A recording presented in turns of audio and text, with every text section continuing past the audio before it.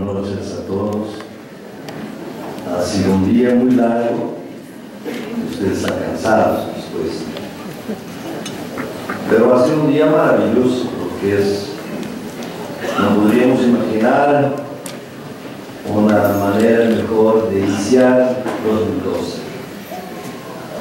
Y verdaderamente solamente conmemoramos o celebramos el futuro.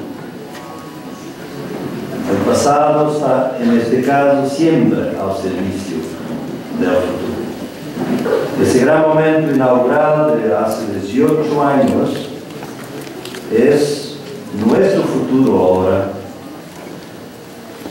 y es nuestro futuro para nos recordar que ni todo está perdido, y que es por eso que podemos seguir con esperanza.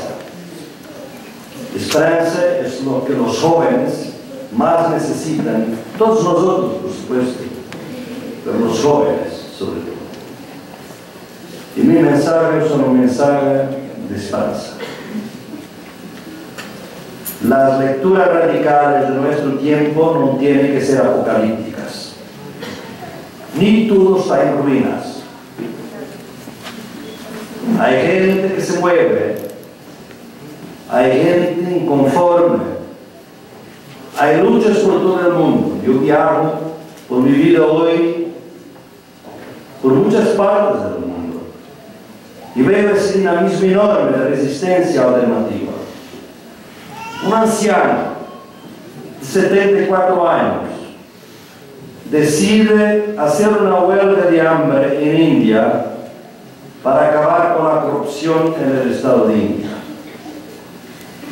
Y según a su alrededor, se junta a su alrededor miles de personas, un movimiento, Ana Hazare, un gandiano, y el gobierno de India, que es un continente, que es un tercio de la humanidad, tembla con la acción de este hombre. Tiene temor de su acción, de las consecuencias de estas acciones. Pacíficas, de acción directa, no institucional. ¿Cómo podríamos imaginar que un hombre, un anciano de 74 años, puede causar tanto temor y peligro para un gobierno?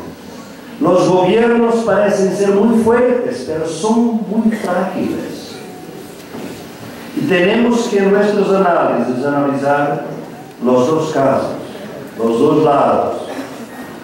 Yo voy a empezar con dos historias de mi vida para que podamos entender la gran diversidad del mundo y lo fascinante que es hoy vermos esa gran diversidad, evaluarla, apreciarla y saber que para eso necesitamos de otro tipo de conocimiento.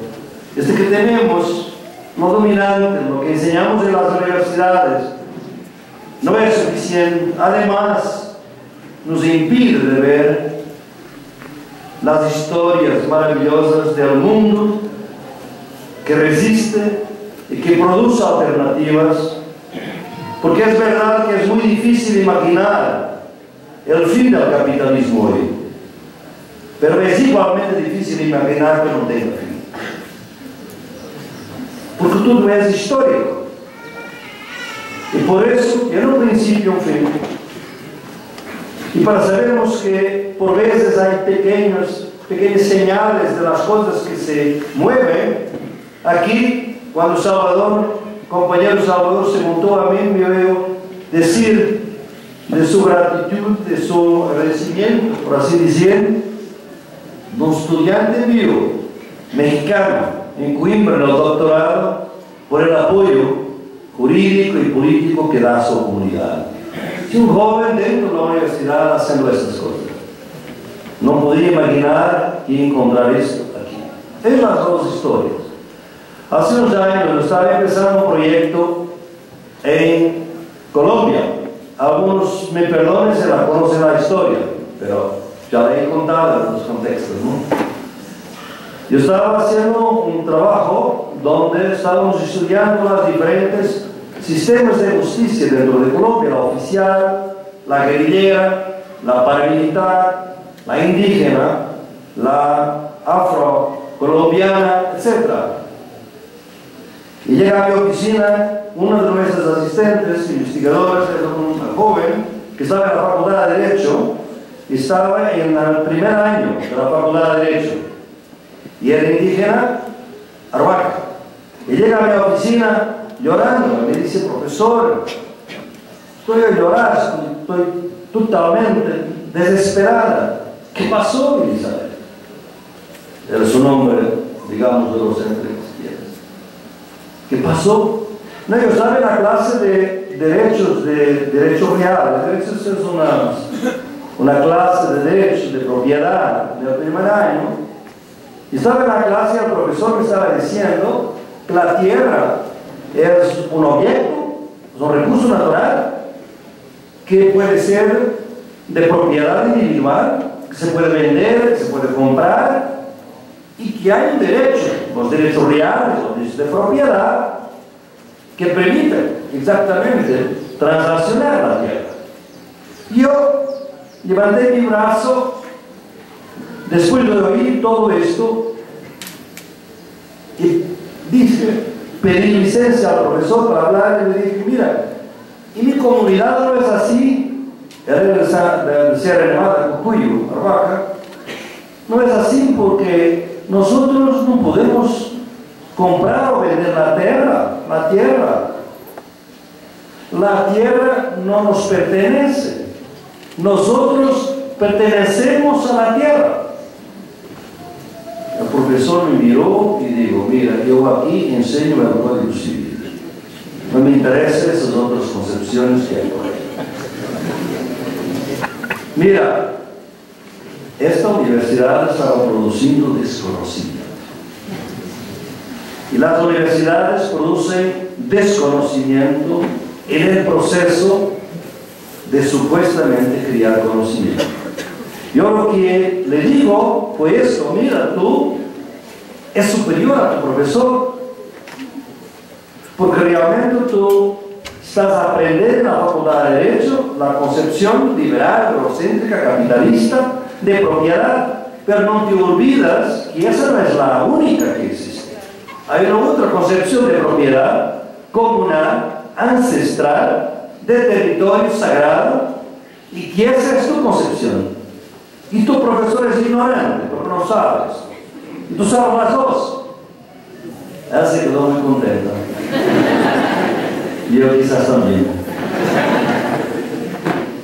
La segunda historia, algún tiempo después, estamos haciendo todavía este proyecto. Y ustedes saben, un pueblo fuerte en Colombia son los Uas, también Sierra Nevada. Y los Uas son un pueblo que resistió fuertemente a la colonización ibérica de España y que amenazó en el siglo XVII de cometer suicidio colectivo si los españoles iban a hacer misionación activa, religiosa en sus comunidades. Y esta idea de un suicidio colectivo se quedó en la memoria de la gente. Siglos más tarde, la gran empresa occidental de los Estados Unidos tiene una concesión de petróleo en sus territorios sagrados de los Uas. Esta historia ahora es muy conocida porque corrió el mundo. Quizás esta parte no es tan conocida, esta que voy a contar. Y entonces, cuando empezaron los estudios de prospección para la exploración del petróleo, los Uas amenazaron de matarse colectivamente, dejando una o dos familias, como hicieron en el siglo XVII, si este proceso siguiera.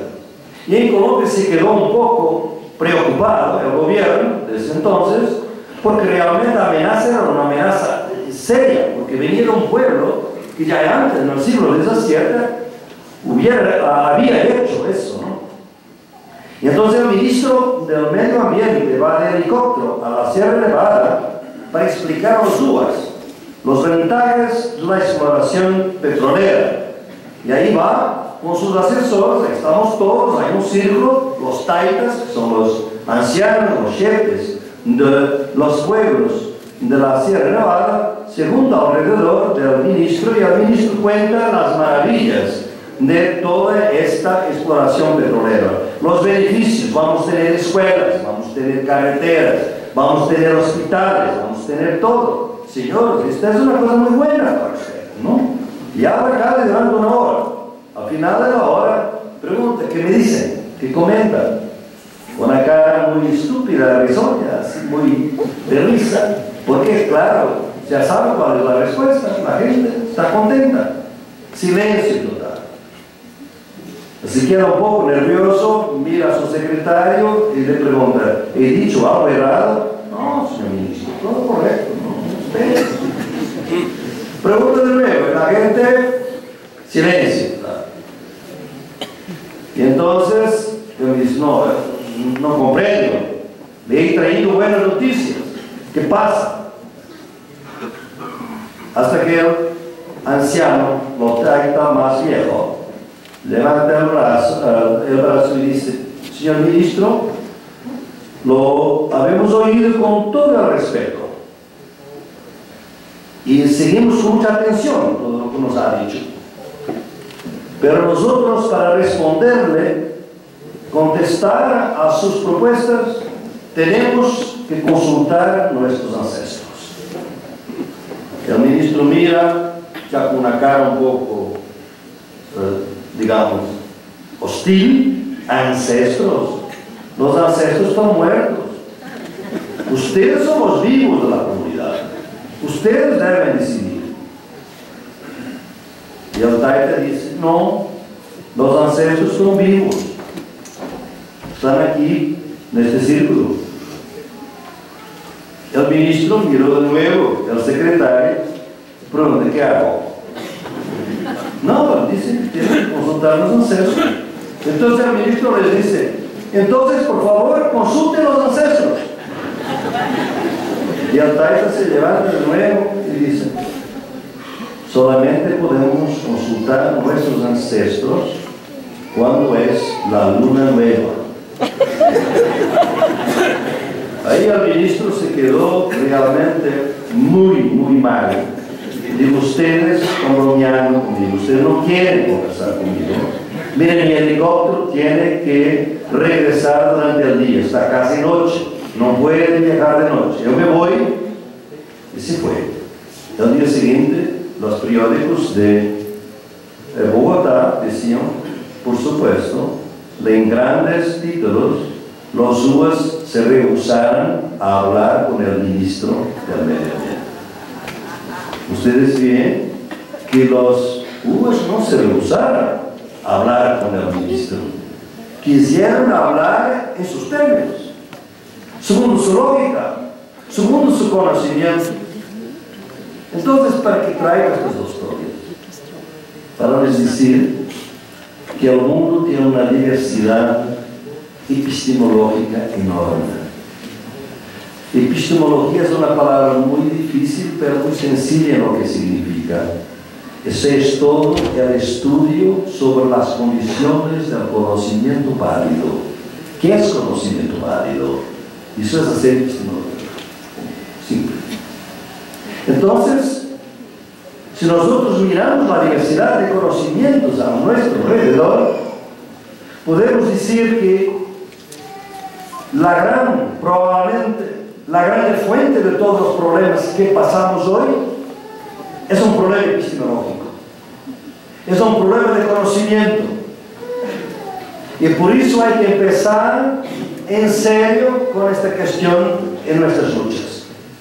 O sea, no hay un conocimiento válido, hay varios conocimientos válidos. Hay lo que llaman una ecología de saberes. Y esta ecología de saberes es lo que va a fundamentar un principio fundamental de nuestra lucha. Es que no hay justicia social global sin justicia cognitiva global. O sea, justicia entre conocimientos.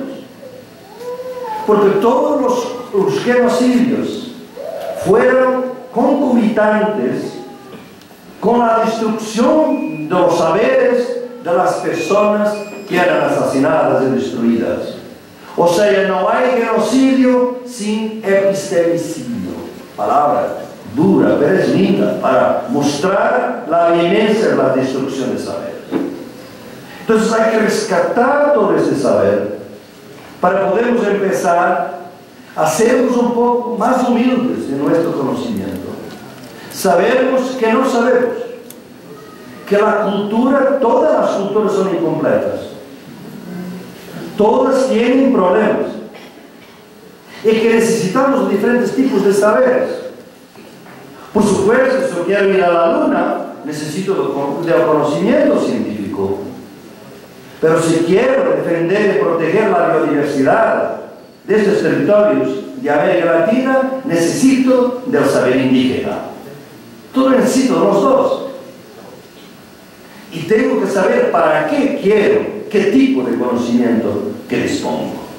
Entonces, esta idea de la diversidad de los saberes que nos puede ayudar a dar una otra dimensión que voy a proponer acá para la gran frase de los zapatistas: un mundo donde quepan otros muchos mundos. Porque son muchos mundos epistemológicos también, muchos saberes.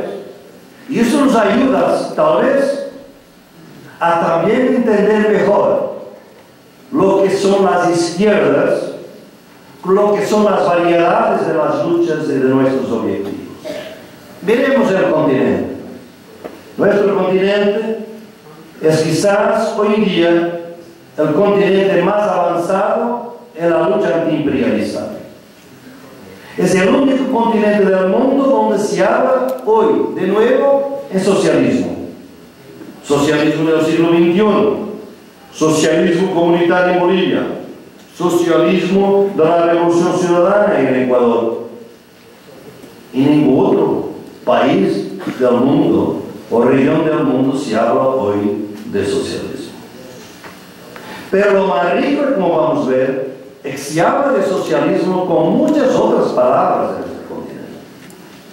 Entonces, lo que caracteriza a nuestro continente en la primera década, y realmente la segunda década no va a ser tan brillante cuanto la primera década de este milenio, donde tuvimos conquistas muy grandes que realmente empezaron antes con los zapatistas aquí, con 99 en Seattle, y a partir de 2001 con el Foro Social Mundial, y después la elección de gobiernos progresistas en Brasil, en Bolivia, en Ecuador, en Venezuela, en Chile mismo, durante un tiempo, y mismo en Argentina, y después más tarde en Paraguay y Uruguay.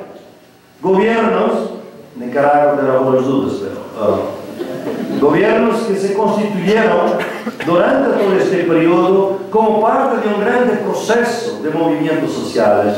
Todos estos gobiernos llegan al poder a través de la movilización social de los pueblos. Y digamos que en gran parte los pueblos indígenas, los grandes protagonistas de esta década. Pero no tengamos dudas, todo esto fue posible porque el imperialismo estaba distraído. El imperialismo estaba totalmente centrado en el Medio Oriente. Y eso nos abrió una ventana de oportunidad. Se olvidaron casi que existiéramos acá. Pero al inicio de la década se recordaron. Y empezaron, de hecho, con mucha fuerza. Primero, el golpe de Honduras. Segundo, las 7 bases que Luis Andrango ayer ya mencionaba. Por una base de Manta se construyen y se obtienen 7 bases en Colombia. La cuarta flota, que está de nuevo ahí. Entonces, habemos visto que de algunas maneras el imperialismo está de regreso. Ya no está para imponer dictaduras. Tampoco está para imponer políticas de desarrollo macro a los estados. El imperialismo tiene una otra forma nueva de contrainsurgencia en el continente. Los pueblos indígenas son un blanco muy fuerte para ellos. Y esa contrainsurgencia se llama desarrollo local. Ustedes van por los pueblos más remotos de los Andes y hay un proyecto local de la USAID o de alguna ONG conectada o financiada por ellos. Puede ser cultura, puede ser teatro, puede ser algo, pero normalmente esto tiene a ver con una voluntad enorme de mantener el acceso a los recursos naturales de este continente, que son todavía más preciosos. Ustedes saben que los territorios indígenas del continente son territorios de seguridad nacional para los Estados Unidos, imagínense. Y por eso hay un intento de penetrar a fondo en las comunidades indígenas, porque es ahí que se crían también líderes indígenas hostiles a los gobiernos progresistas. Lo vemos muy claramente en Bolivia, lo vemos muy claramente en Ecuador. Y claro, como voy a decir, los gobiernos de Bolivia y de Ecuador tienen una culpa enorme, porque dan muchas razones a que la gente, el pueblo indígena, sea insatisfecho y se sienta mismo traicionado por los gobiernos progresistas. Entonces, estamos en el continente con el regreso del imperialismo, que vaya a ser de esta década una década más difícil para los movimientos populares. Y hay que mirar las dificultades que vamos a tener, pero vamos a ver lo que tenemos. Lo que caracteriza este continente hoy en día es una gran diversidad de luchas, algunas que son ofensivas, otras que son defensivas. Las luchas ofensivas o más avanzadas son las luchas que cambian significativamente las relaciones sociopolíticas. Y son de dos tipos. Son las luchas avanzadas que intentan de transformar el Estado de una manera profunda. Son los procesos constituyentes de Ecuador y Bolivia, que buscan romper con el Estado colonial nacional y refundar un Estado plurinacional, que es una ruptura total con el sistema colonial.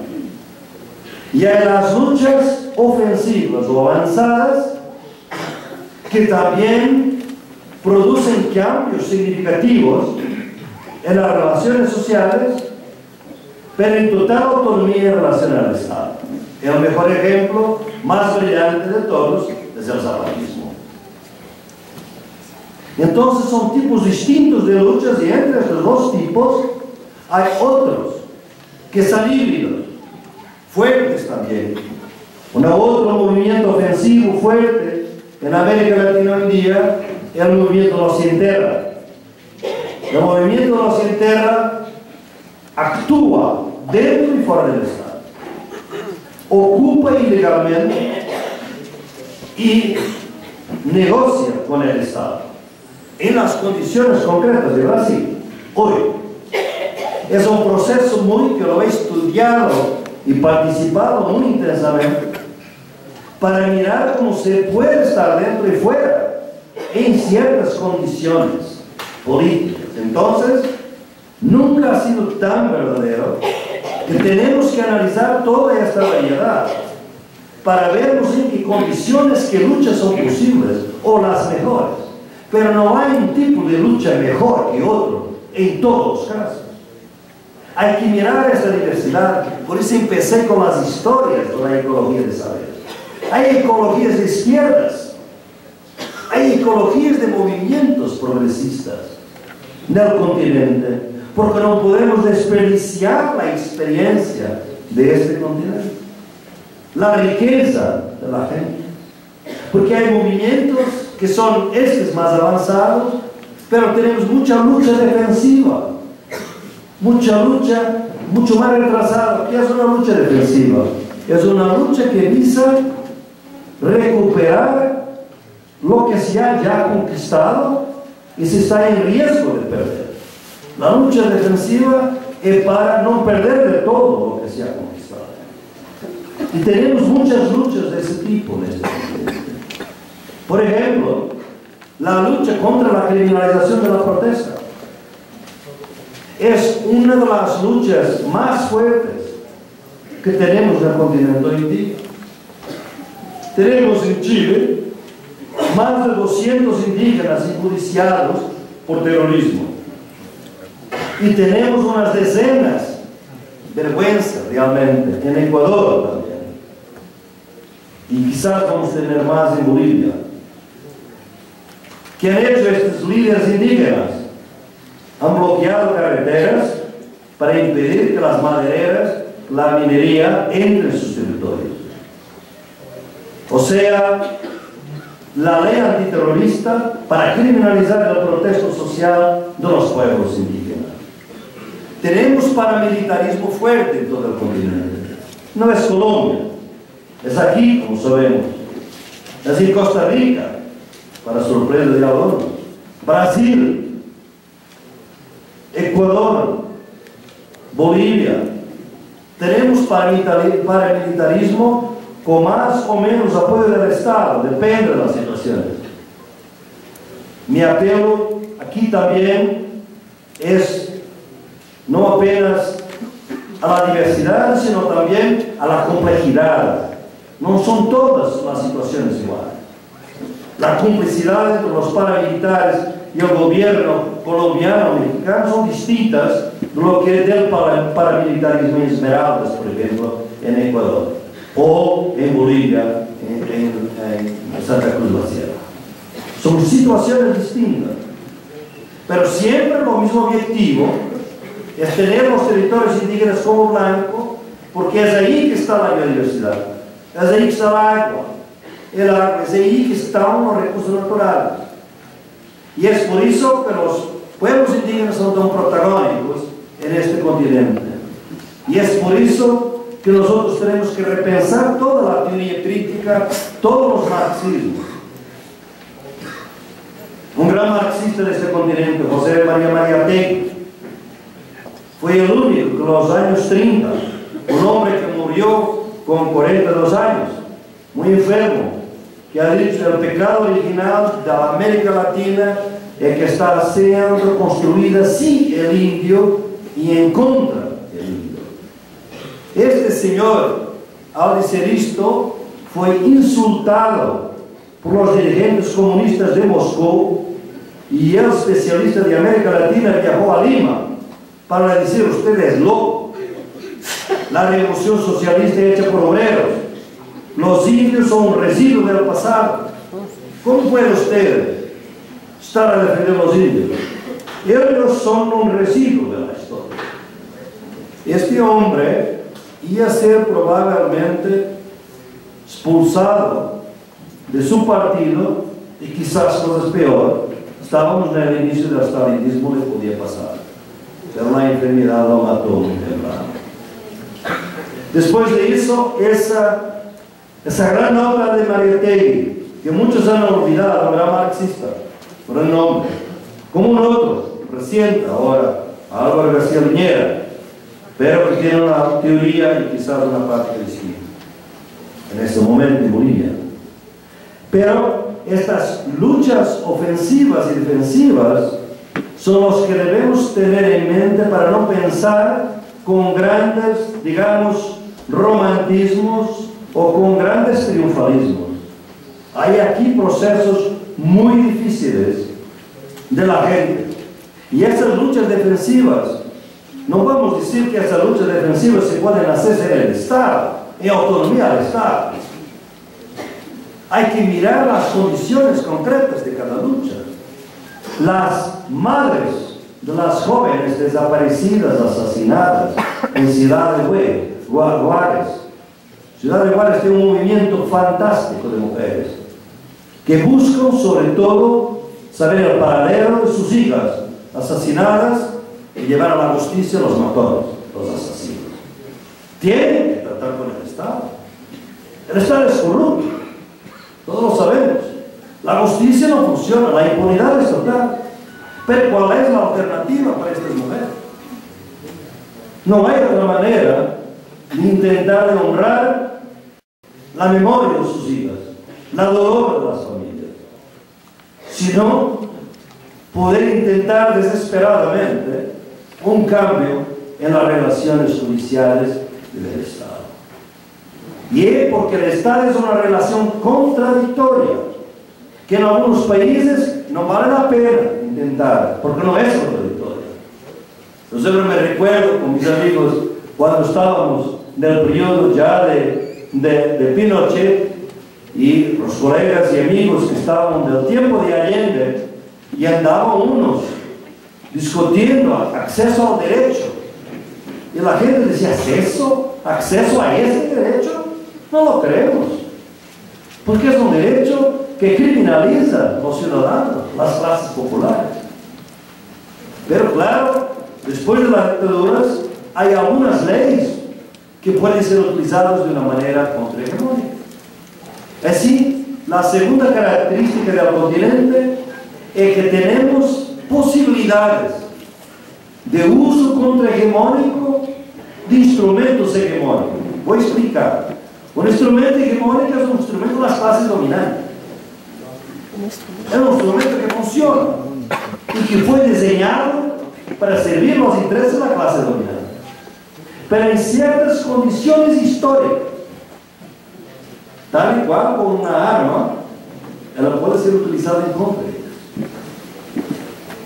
ellos. Y cuando es utilizada en contra de la clase dominante, se llama un uso contrahegemónico. Muy difícil de imaginar, muy difícil de realizar. Pero cuando el movimiento indígena de los años 90 de Ecuador y de Bolivia deciden apelar a la Asamblea Constituyente, ¿qué es eso? Es un apelo a un instrumento hegemónico que es producir una constitución moderna y eurocéntrica para producir un contenido anti-eurocéntrico y pro-clase popular.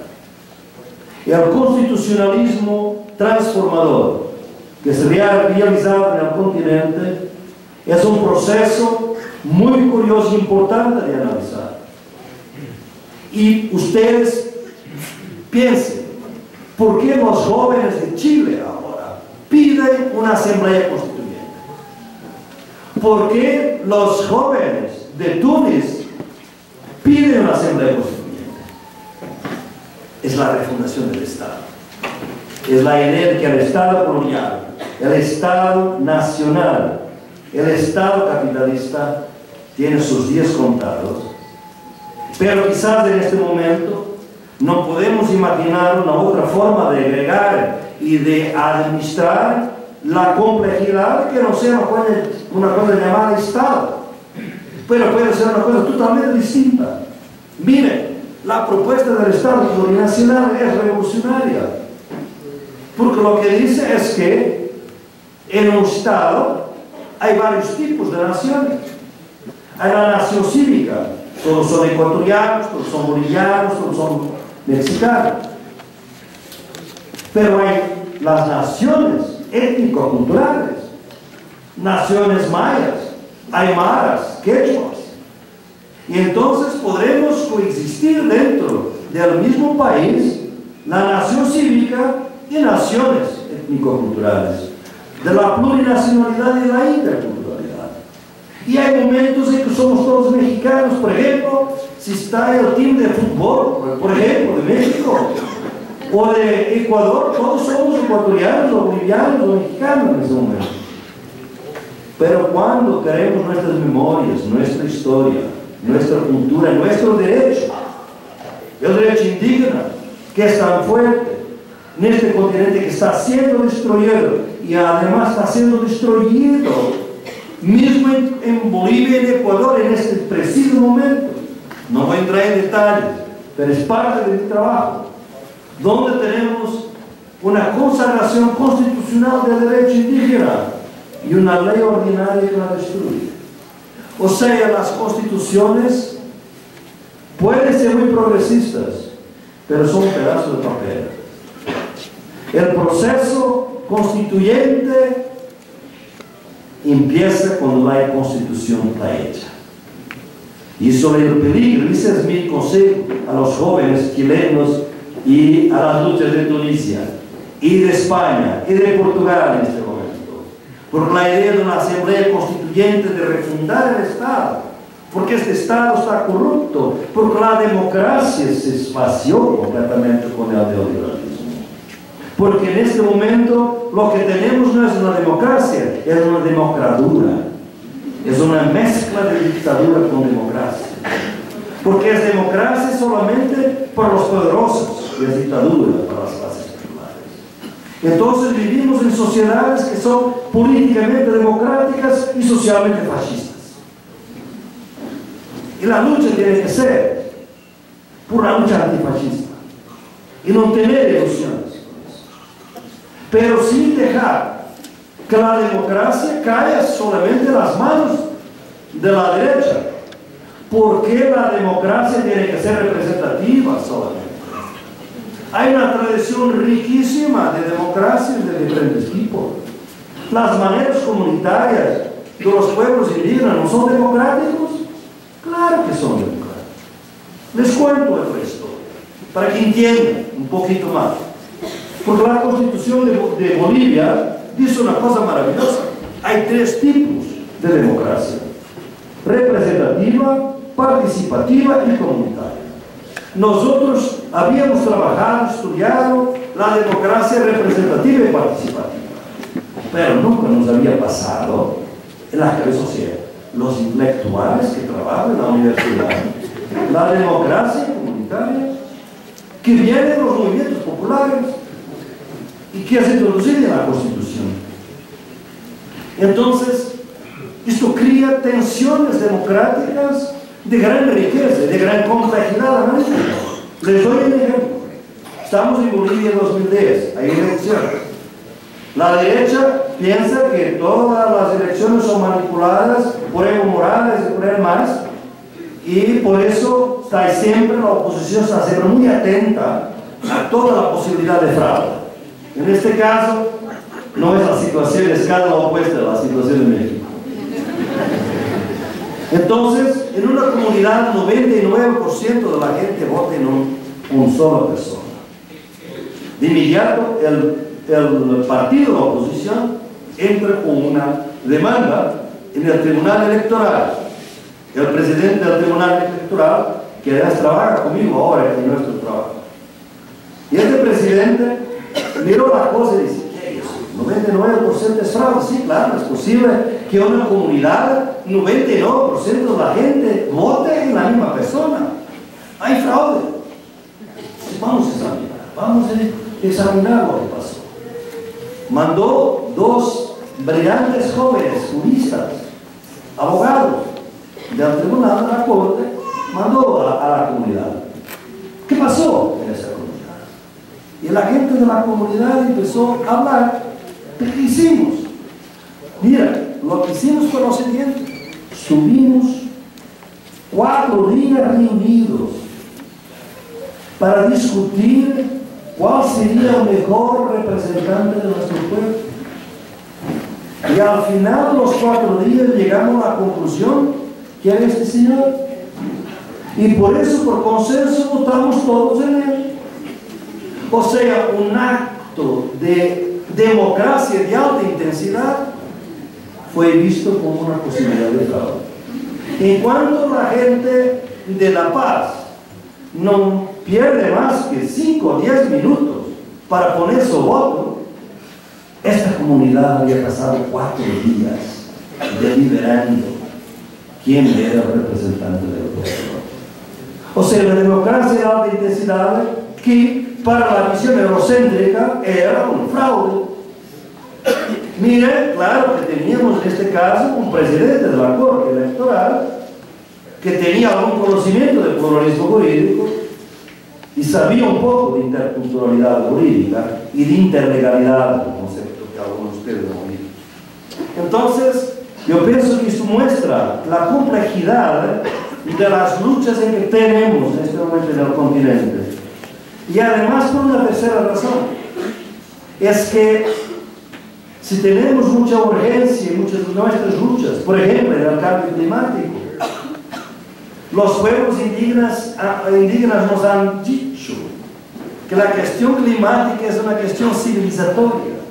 O sea, miren cómo son los tiempos confundidos, confusos en nuestra contemporaneidad. Por un lado, una gran urgencia. Tenemos que actuar ahora porque mañana será demasiado tarde.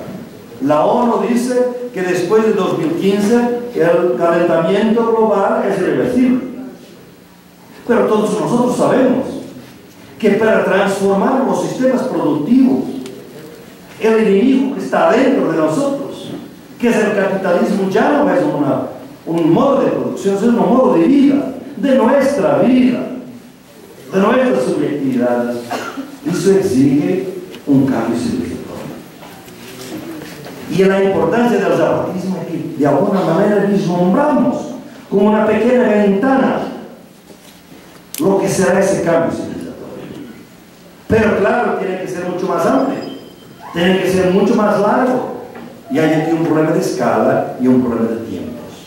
Y entonces tenemos que vivir temporalidades distintas. Algunas serán lineales, otras son circulares, de corta duración y de larga duración. Esta es la complejidad de la lucha por una nueva sociedad en que estamos todos involucrados en sí. Y la complejidad aumentó en 2011. ¿Por qué? Porque de repente toda la brutal y salvaje destrucción de la vida que el neoliberalismo ha producido está creando una rebelión global. Y no solamente todos los casos que han sido aquí ya mencionados, la primavera árabe, de los indignados, de los sintagmas de Grecia, de las acampadas de Lisboa y de Occupy Wall Street, todos estos movimientos han traído, mismo para las teorías, los jóvenes que estudian estas cosas, ya no nos basta hablar de movimientos, porque estas presencias, estas calles, estas plazas del mundo, que se organizan de una manera casi espontánea, donde el colectivo es presencial y virtual al mismo tiempo, una cosa totalmente nueva, y que tampoco tiene una organicidad de movimiento social. Entonces nosotros en el pasado hablábamos de partidos y de movimientos. Ahora tenemos que hablar de partidos, de movimientos y de presencias. Son presencias fuertes que ocupan los espacios. Y esas presencias por ahora no incomodan mucho. No hacen que el mundo sea menos confortable para el capitalismo. Pero tiene un potencial. Hay una emergencia ahí que hay que crear. Porque ¿qué es un movimiento antisistémico? Es esto.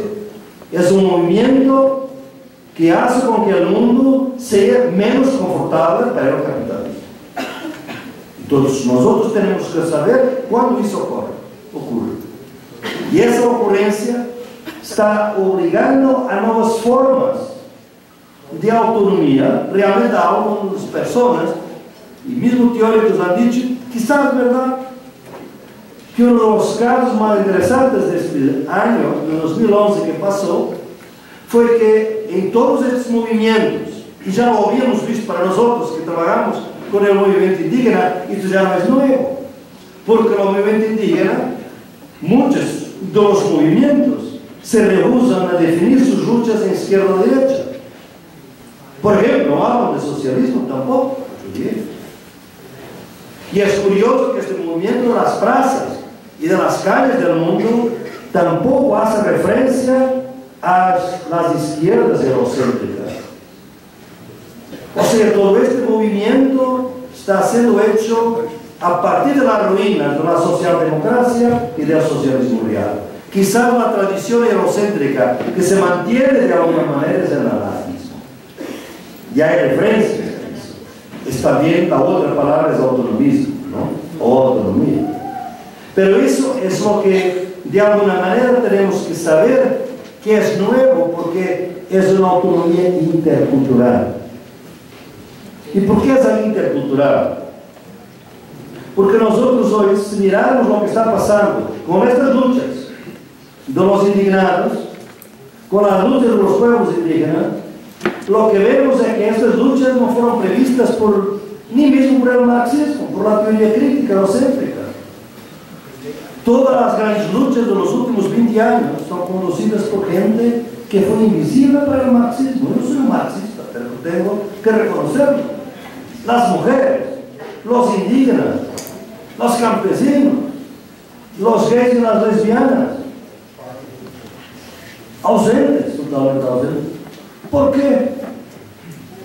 Porque la teoría crítica fue construida en 5 países de Europa al final del siglo XIX para resolver los problemas de Europa. La teoría crítica fue construida en Alemania, en Italia, en Francia, en Inglaterra y poco más.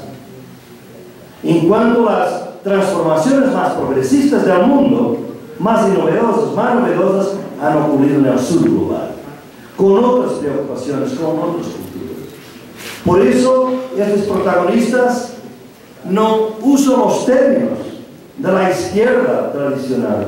Y muchos piensan, quizás son reaccionarios. No, tienen otros lenguajes. No viven en las ciudades como era la idea de la clase obrera. Viven en remotos pueblos de los Andes, aislados. No hablan lenguas coloniales.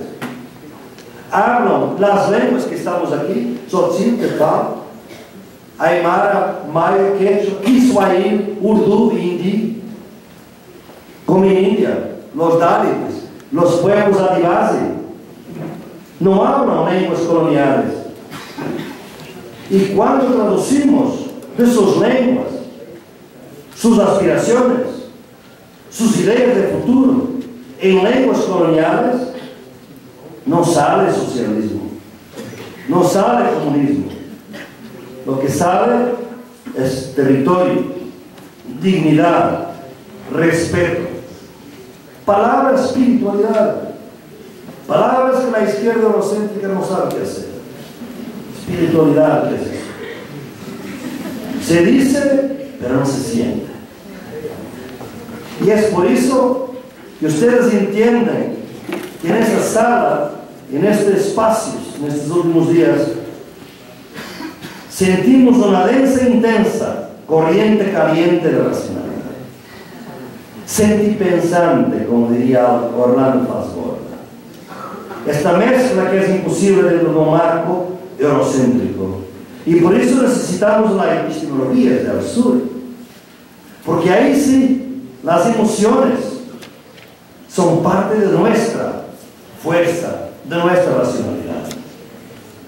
Porque nosotros nos movemos por entusiasmo, pero no somos irracionales, porque nuestra razón está con el cuerpo, con el sufrimiento, porque las epistemologías del sur, las psicologías del saber, parten del sufrimiento de las clases populares que sufrieran sistemáticamente con las injusticias, la destrucción, la marginación del capitalismo y del colonialismo. Y nosotros estamos siempre presentes, siempre hasta ahora. Acumulación por despojo está ahí, colonialismo está ahí, la recolonización de la diferencia. Miren lo que hace Europa en este momento con los inmigrantes. Puro colonialismo. Se permite que un niño de meses pueda estar depositado durante 18 meses hasta que sus padres son deportados. O sea, no son gente, son objetos. Y eso es que para nosotros nos rehusamos a ser humanistas, en ese sentido liberal, tradicional, sin ofensa a los católicos, de ninguna manera. Es que humanidad es una aspiración, no existe. Porque la humanidad hasta ahora no se construye sin su humanidad. Las mujeres fueron durante mucho tiempo subhumanas. Los indígenas fueron durante mucho tiempo subhumanos. Miren, fue necesaria una bula del Papa Pablo III, 1537, para decir que los indígenas tenían alma, porque hasta entonces no tenían alma. ¿Fue un acto magnánimo? No. La transnacional católica es muy inteligente. Tener alma es importante. ¿Por qué? Porque si no hay alma, no hay conversión. La alma de los indígenas fue construida por la bula como una, en latín se llama anima nullius, alma de nadie. Como las tierras del Nuevo Mundo eran terra nullius, tierra de nadie. Por eso podía ser ocupada. Las tierras podían ser ocupadas por los conquistadores, alma podía ser ocupada por los misioneros. Y esa fue la lógica de la penetración. Hasta hoy, el colonialismo está fuerte en nuestra sociedad. Y es por eso que tenemos que descolonizar las universidades. El conocimiento, la ciencia social.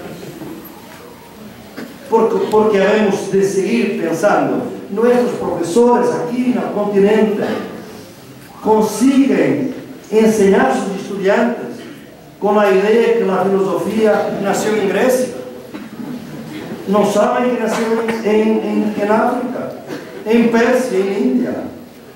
Consideran que Max Weber es lo más importante y no saben que existe Ibn Khaldun, el gran sociólogo, historiador del siglo XIII, musulmán, que es una de las figuras más importantes de la ciencia social.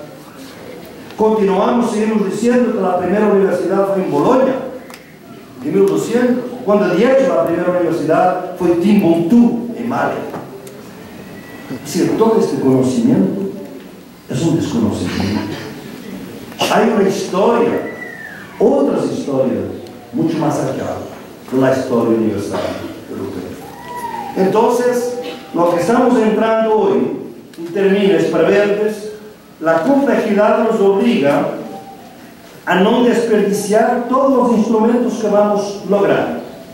Y los instrumentos pueden estar fuera del Estado, pero pueden estar en contradicciones dentro del Estado. Les doy un ejemplo. La Constitución de Ecuador establece una cosa totalmente novedosa en el mundo. Es el gran contributo de Ecuador al mundo y de los pueblos indígenas, porque es una demanda de los pueblos. Es la idea de los derechos de la naturaleza. O sea, la madre tierra tiene derechos humanos propios. No son derechos humanos, son derechos de la madre tierra. Esto va a tener consecuencias enormes. No ahora quizás, pero dentro de un tiempo. Les doy un ejemplo para ver cómo es. Hasta ahora, si una minería, y los compañeros saben muy bien, en este continente, contamina las aguas de un río, ¿saben cómo se calcula la indemnización, la reparación financiera al pueblo? Es basada en la cantidad de pescado que se deja de pescar en el río. Solamente eso.